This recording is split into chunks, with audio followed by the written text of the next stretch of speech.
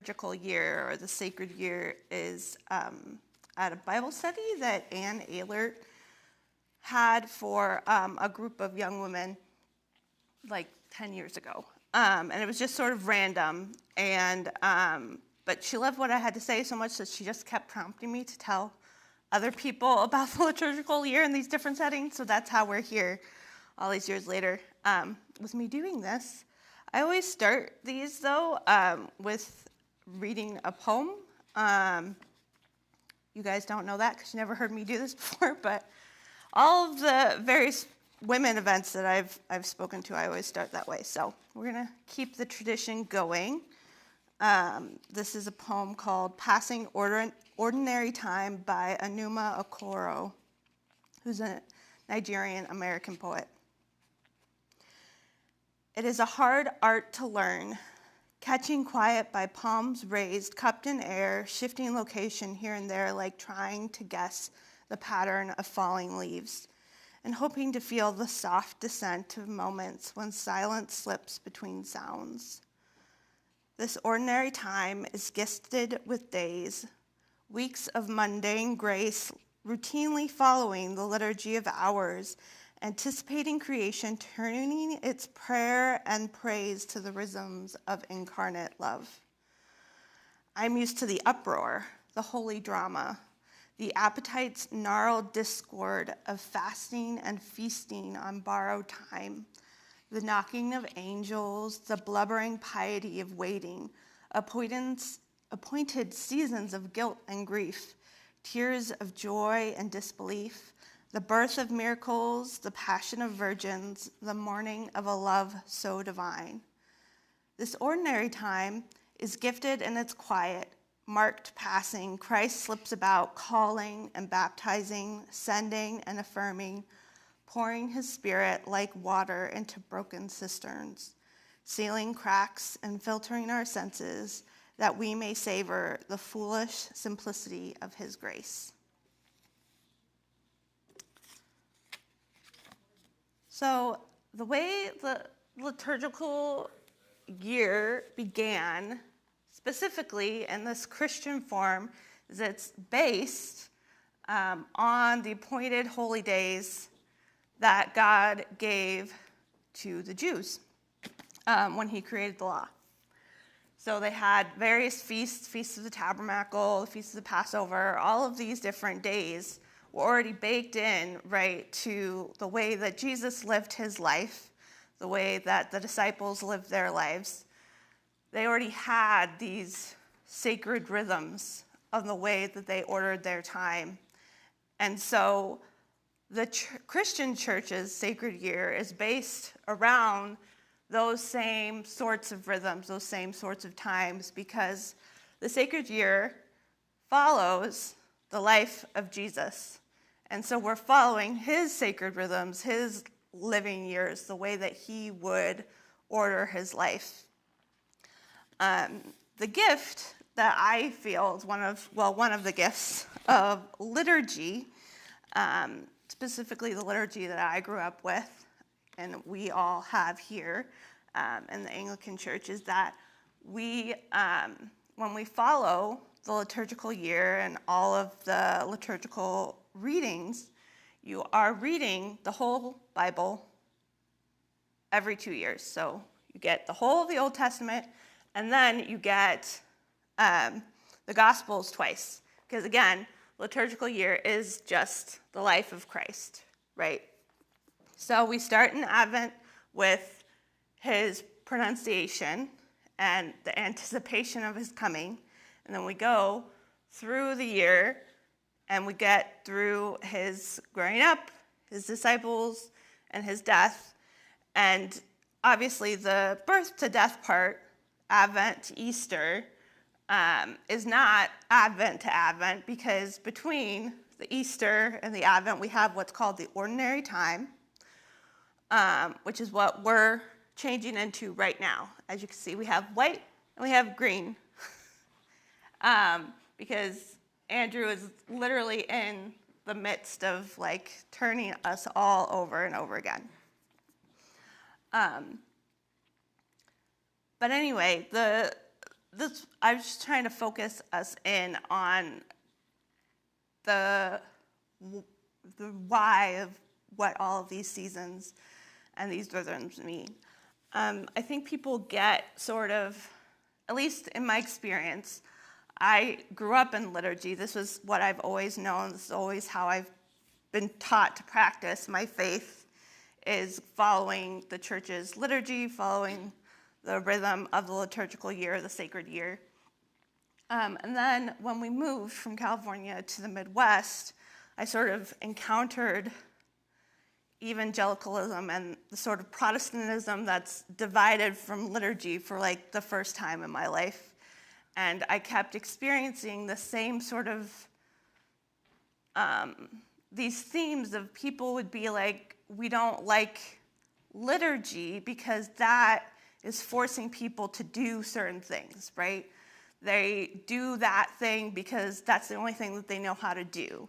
They pray that way because that's the only prayer that they know. They don't pray their own prayers. They don't, live in the Spirit. They aren't, creating their own relationships with Christ and with their faith because they're just following something that has been set for them. And for me, I always thought that was such a strange reaction to like having steps. Like we are naturally people oriented around rhythms, right? Like our season, our physical world season in the earth, we have different seasons. We do different things at different times. It makes sense, I think, as human beings to order our lives around those different seasons. And what we've been given with the sacred year and the liturgical year is a way of leading our faith and our lives through a sacred season and a sacred rhythm that follows us through the year. And when we do these things over and over and over again, they become part of who we are. They are implanted in who we are as people and how we go through our lives.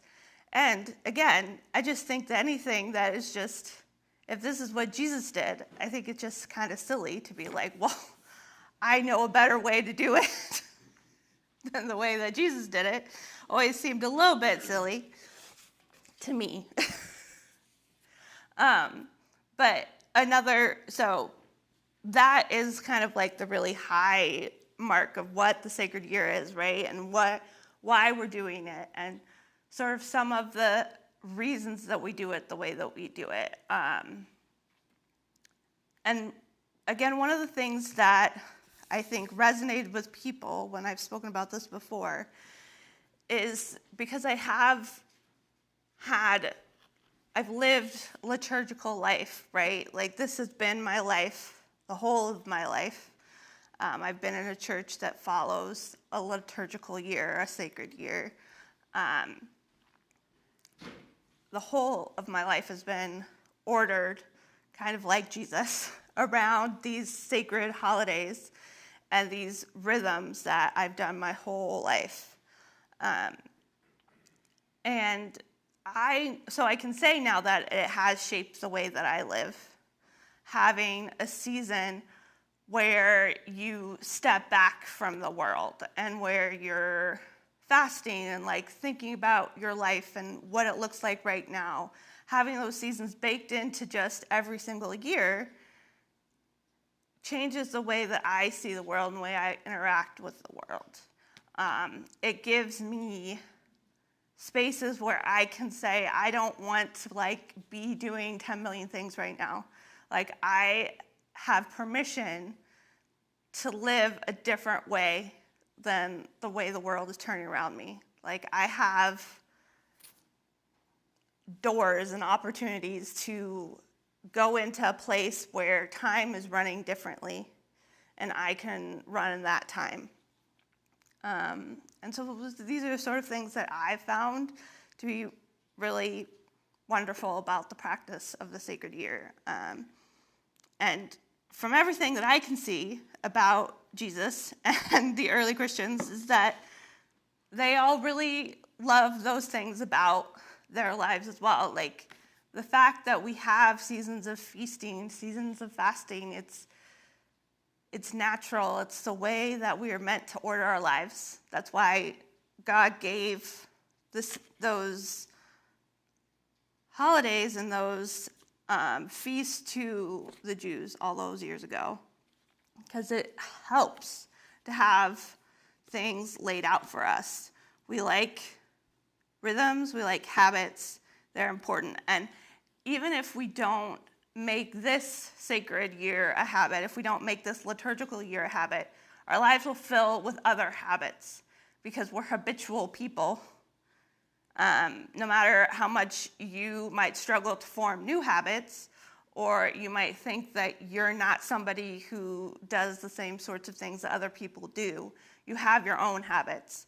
So you're going to make those habits regardless of whether or not they're based on this, or if they're based on something else, the habit's going to form anyway.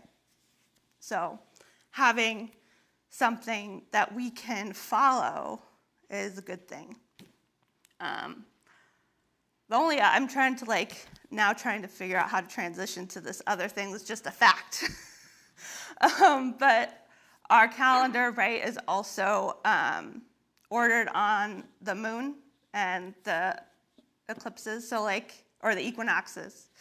So that's why Easter moves around, is because we're following how the moon moves.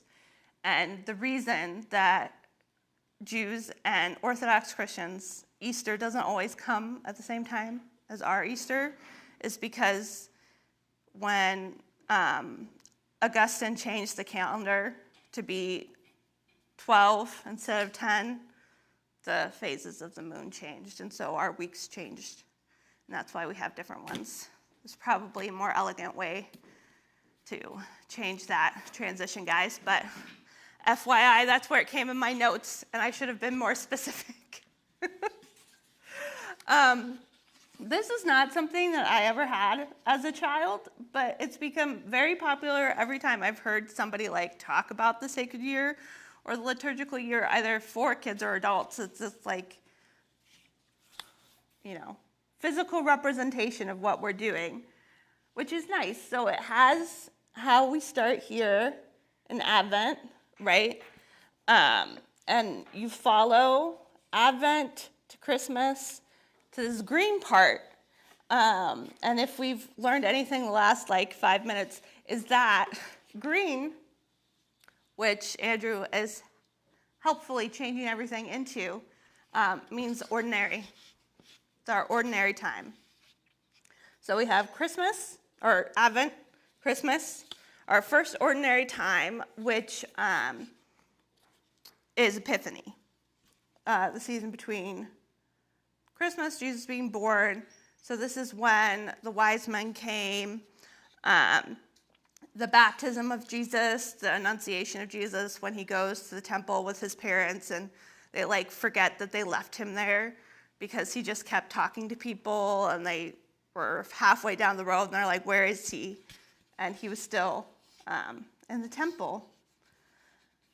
So that is the season, right, of Epiphany. And getting back to the way that our liturgy ties into the sacred year, the way that we read the Bible follows the same rhythm, right? So in Advent, what we're reading about is kind of more obvious. We're reading about Jesus coming, right? And we're reading about Jesus coming again, because the two are tied together. In this ordinary time, we are reading about the wise men coming, the baptism, and the Annunciation of Jesus. But the other theme of the readings are the teachings of Jesus. And then we get to purple, which is Lent, the second great fast. So I did not mention that, but Advent is also a fast, technically. We don't really follow it that way anymore, but every sort of major feast was always started with a fast of preparation, right? Of preparing for an event. And so for Advent, it's become more like preparing yourself spiritually and less about fasting in the more material, physical sense that we do in Lent. I think kind of obviously because Christmas has become so much of what everybody's celebrating, the whole part of Advent, so that fasting piece has kind of gone away for most people. But it is technically the first fast of the year, of the Christian year.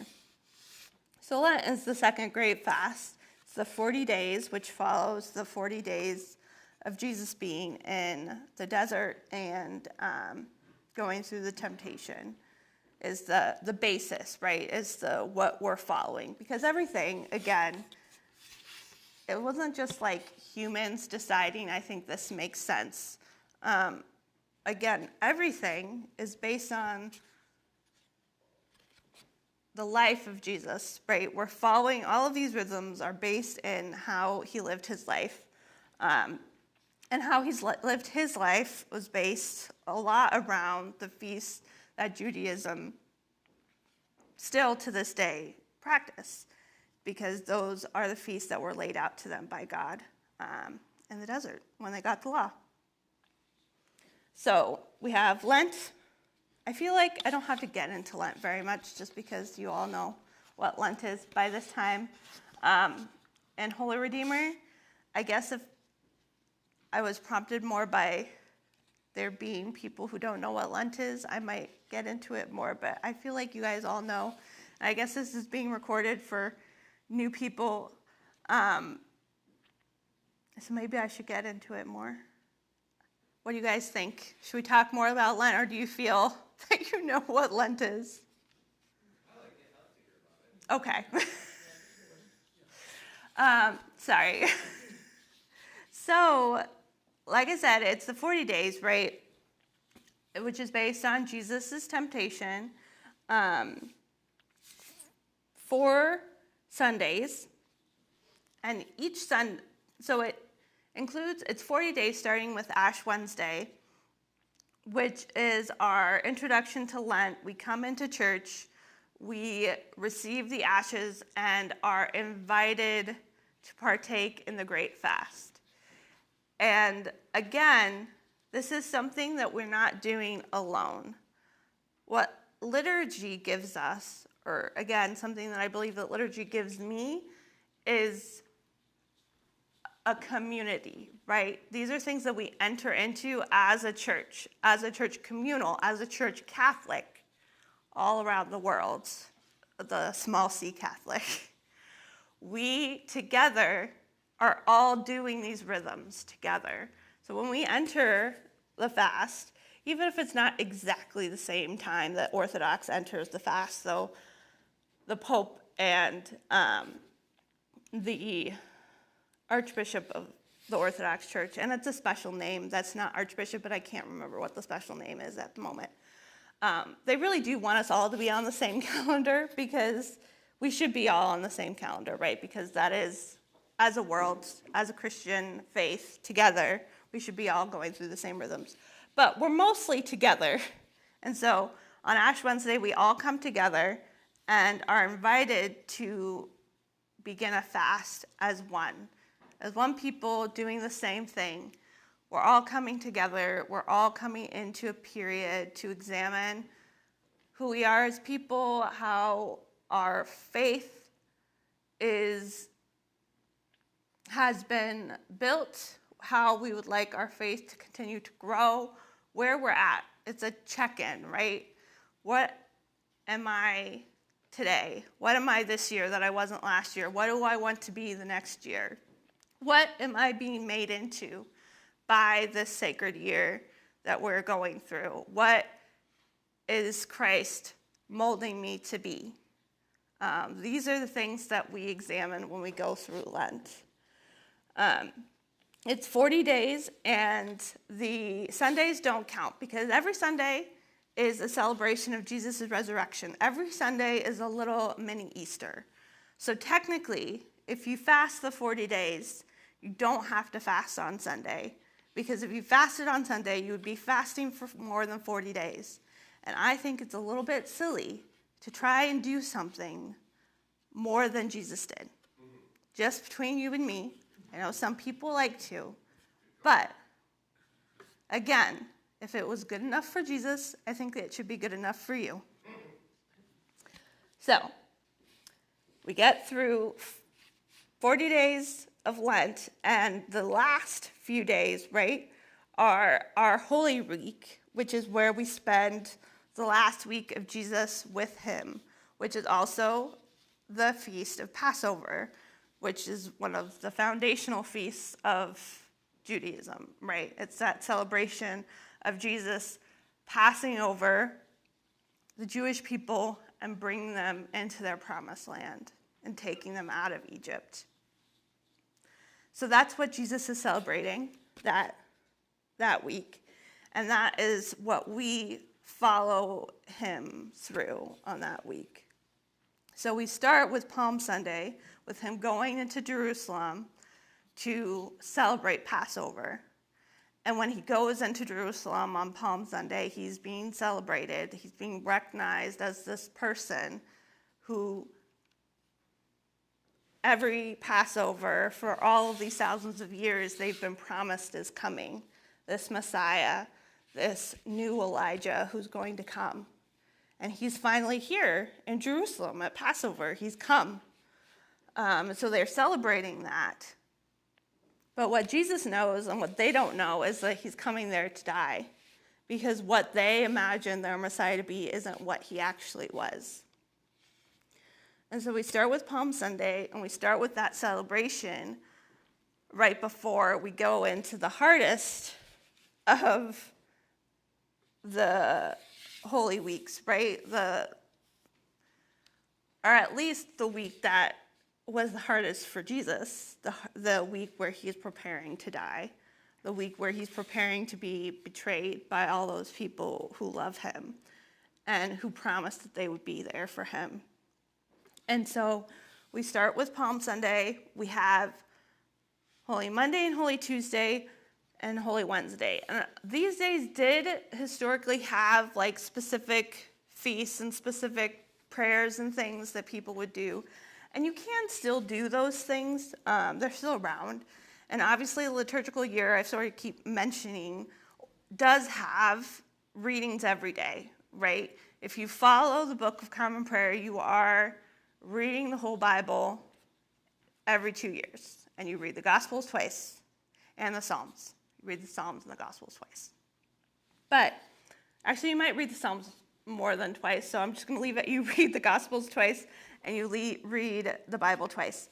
But so there are specific things that happen those first 3 days, but they've become less like specific for, the general Christian church world, and they're more just Holy Monday, Tuesday, and Wednesday. But then we get to Thursday. So we've gotten to Thursday, right, which is Maundy Thursday, which is the service where we come and Jesus gives us Eucharist. He gives us the communion for the first time. It's his having his Passover feast with his disciples and giving us that command, do this in remembrance of me. And so he feeds his disciples, he feeds us, he shows us this new way of remembering him, of taking him in week to week as we go on for the rest of our lives and for the rest of the world. And then he washes his disciples' feet. He does this other reminder to them that he's not the Messiah that they thought was coming. He's not a David. He's not going to come in and slay the Philistines. He's not going to come in and slay the Romans and free them from this state that they're in. He is something else. The way that he's going to save them is less of a physical, political way. It's a spiritual saving. He's saving their souls. He's creating a new world for them. And he's giving us the keys to create the new world with him. And we end the service with our recollection with we end the service with Jesus in the Garden of Gethsemane praying and asking his disciples to wait with him and pray with him as he prepares for his crucifixion. And here at Holy Redeemer, all the lights will be out, and Harrison plays and sings some music for a little while, and it's just so quiet and still. It's my favorite service of the year. It's not very flashy, it's not very celebratory, but it's this moment that we get to pause and remember that Jesus suffers the way that we suffer. When we feel hurt or alone or abandoned, these are all things that Jesus has also felt, and we don't have to be alone in those things. He might have been alone there in the garden as the others slept around him, but even in that moment, he was crying out to his Father, and his Father was there with him. I just think it's a really good remembrance that our lives are not always happy. Our lives are not always perfect. Our lives are not always what we want them to be. But the thing that we have hope about is that they're being all those things that are broken or not perfect in us and in our lives are being made new. And when we are in those places of brokenness or feelings of imperfection, we aren't there alone, and that Jesus is with us in those moments. So anyway, it's my favorite service of the year. And then we have Good Friday, which we follow all of these lovely stations of the cross, and we go through Jesus' crucifixion. We also, in that service, do a veneration of the cross. And when I was in middle school, we were not going to an Orthodox church, but Dad was a part of an Orthodox ministry, so we would do a lot of things with the Orthodox. And one of the things that I felt helped me explain to people who didn't have liturgy why we had crosses and images is the Orthodox teaching. Why we have crosses and images is that we keep images of people that we love with us. That's why we have pictures. That's why we keep pictures. That's why we hang pictures on our walls. That's why when fire is going to burn down your house, you take the pictures with you because it's not because you love the picture, you love the person that it's representing. And so when we venerate the icon, it's why we have this picture of Jesus. It's not just that we love this icon. It's not that Dad just loves this icon, which does. The point is that it's a representation of Jesus, who we all love. And so having that person with us, we want to keep that reminder of that person.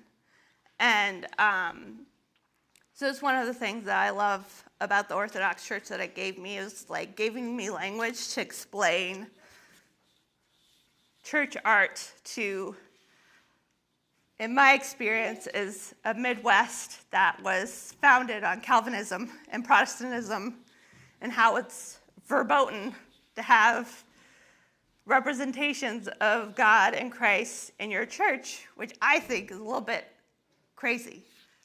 But, we all have different things.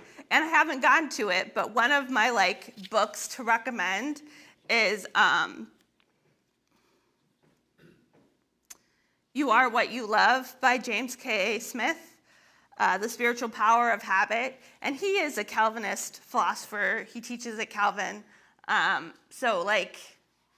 Calvinism isn't all bad, but it had a lot of bad things that it's brought to our particular culture, I think.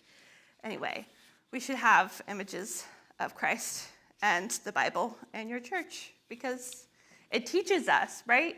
So, Finnegan can't read the Bible, and, neither can Abraham or Leela, but they know how to look at pictures, and they know what images look like, right? So they're learning about what those things mean by the pictures presented to them.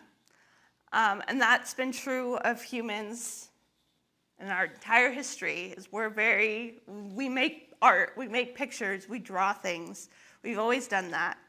And so it's natural to create images of our history, the history of Christ, the history of the world and humanity, and to celebrate those times and specific people and specific instances that happen in the Bible. Is just a natural human desire. So that's why we have images in the church, and that's why it's good. And we don't hold with just blank spaces. Yeah, we don't. And so we get through Good Friday, and then we have Easter Vigil. It's not a service that we particularly practice here at Holy Redeemer, though I know Dad likes it a lot. And the thing that they do in Easter Vigil is they start outside and they process into the church, and they go through sort of highlights of the whole Bible. So they start with Genesis, and they go all the way to, again, Easter, where Christ is rising from the dead. So it is a very interesting, cool service. It's just not one that we really do here. The shrine does an Easter Vigil that is very, very cool. So if you want to see what an Easter Vigil is like, you can definitely go to the shrine. It will be very, very packed, but you can go there. And then obviously we have Easter, which we all did, and which is why we had white, but Andrew has now taken all of the white down. But that's what white is for. It's for Easter. It's for the feast. So every time there's white on the altar, it's because we're celebrating a feast of some kind. And these are the major ones: Christmas and Easter. And Easter leads us into Pentecost, which is the receiving of the Holy Spirit, and getting back into our ordinary time, right? And so we, again, are refocusing what sorts of stories we're reading at this time in the Bible. So again, with Pentecost, the theme and the time is imagination, it's dreams, it's prophecy.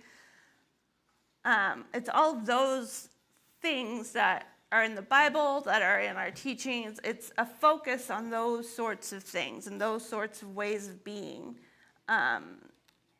which is, again, another wonderful feature about what we gain from the sacred year and from liturgy, is we get to focus in on various aspects of our Christian life. So in Advent, we're focusing on preparation, on being ready to be the people of God, of being on the lookout, of being virgins with oils and lit and ready to go. It's like, what do I need to be prepared to do that?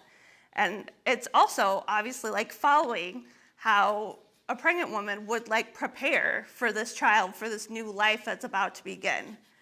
And in this first ordinary time, we're discussing Jesus growing. So he's learning. So we're talking about his teachings, about his learning, about that part of his life.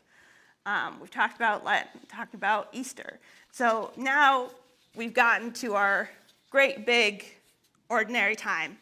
And ordinary doesn't mean like every day, right? It's actually originally meant weekly. So it's our weekly day-to-day, which is then taken the sort of context and meaning of ordinary. It's just something every day. But that's what it originally meant, is ordinal, meaning weekly. And so in this last biggest part of ordinary time,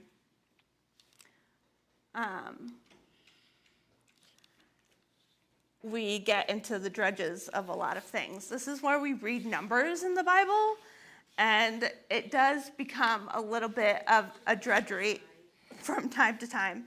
But that's what I loved about the poem by Enuma Okoro that I started with, Passing Ordinary Time.